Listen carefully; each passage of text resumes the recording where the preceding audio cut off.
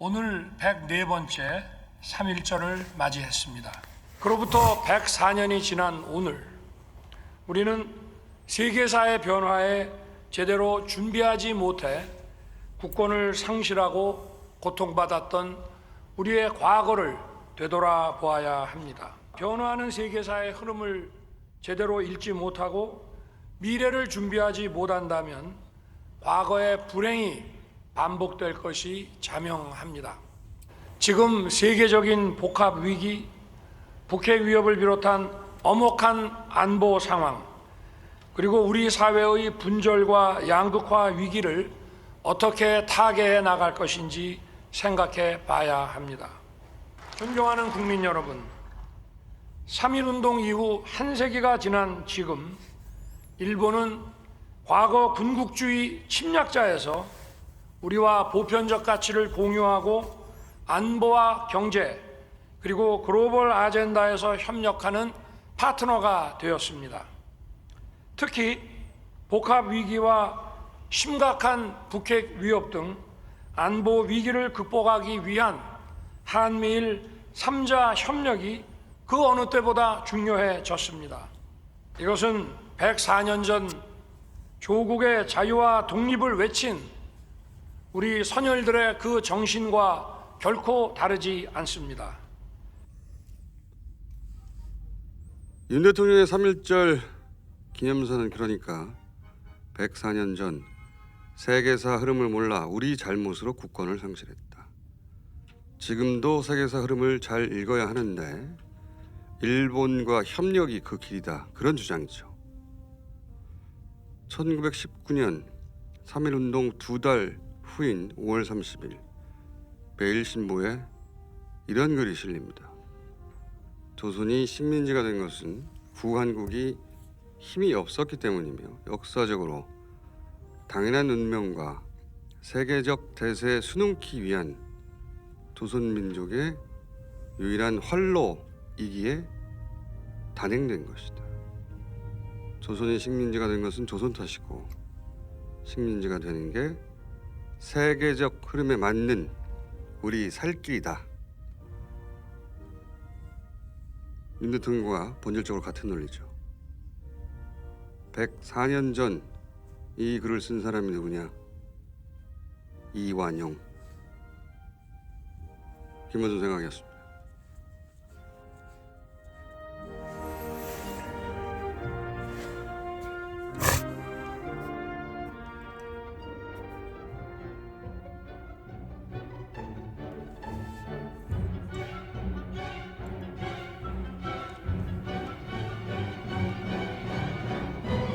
겸손은 힘들다 류밀입니다. 윤 대통령의 이번 3.1절 기념사는 저는 할 말이 굉장히 많습니다. 한국 대통령으로서는 도저히 있을 수 없는 망언이라고 저는 생각하는데 그 이유를 제가 좀 얘기를 해야 되겠어요. 우선 3.1운동 의미 자체를 모르는 것 같아요.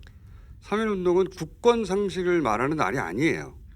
그날은 경술련의 북치일 1910년 8월 29일 따로 있어요.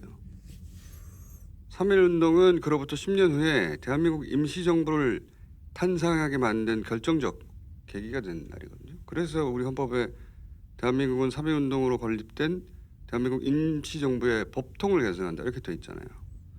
3.1절 날 누가 우리 잘못으로 국권을 상실했다 그 말을 합니까? 3.1절이 어떤 역사적 의미인지 자체도 모르는 것이고, 두 번째로는 우리가 잘못해서 국권 상실했다. 이 논리 자체가 좀 전에 얘기한 대로 이완영 논리이자 조선 총독부가 체계적으로 유포한 논리입니다. 조선이 세계사 변화를 몰라서 식민 지배 당할 만하니까 당한 것이다. 일본 탓하지 마라. 이런 거거든요. 그래야 일제 안 덤비죠. 조선 총독부는 그래서 조선 왕조가 얼마나 무능했는지 계속 가르쳤고 조선 것들은 아닌데 조선 엽전 같은 표현이 커지게 되는 건데 조선 엽전은 제가 몇 번 얘기했지만 1905년 화폐개혁하는데 엽전을 못 쓰게 되잖아요. 그러니까 쓸모가 없었다는 얘기예요. 조선 엽전이라는 말은 조선 민족은 쓸모가 없다. 스스로 낮은 자존감을 갖게 해서 일제 정하지 못하도록 하는 그런 작업인데 유럽의 어느 국가가 히틀러 대신에 자기들을 탓합니까? 우리가 못해 국권 상실했다 말하는 건 그래서 식민사관이라는 거예요. 히틀러를 탓해야지 어느 유럽 국가가 자기 탓을 하고 있어요. 이 식민사관이 해방으로 친일파와 함께 청산이 됐어야 하는 건데 근데 이제 친일파들이 일제에서 미국으로 갈아탔죠. 반공 세력으로 둔갑을 하고 그 세력이 우리 보수의 뿌리가 됐다는 게 우리 역사 비극인데 보통은 독립운동한 세력이 그 나라 보수 세력의 근간이 되거든요.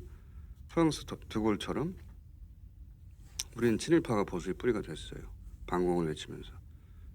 그렇게 이어진 식민사관이 수면 아래에 있다가 이명박 전 대통령 때 뉴라이트와 함께 정치권으로 들어옵니다. 그게 기어코 이번 대통령 3.1절 기념사까지 등장하게 된 거예요. 이번 3.1절 기념사 논리 구조가 그거 아니에요. 104년 전처럼 지금도 세계사적 흐름을 모르면 안 되는데 그 세계사적 흐름이 뭐냐? 일본과 협력하라는 거예요.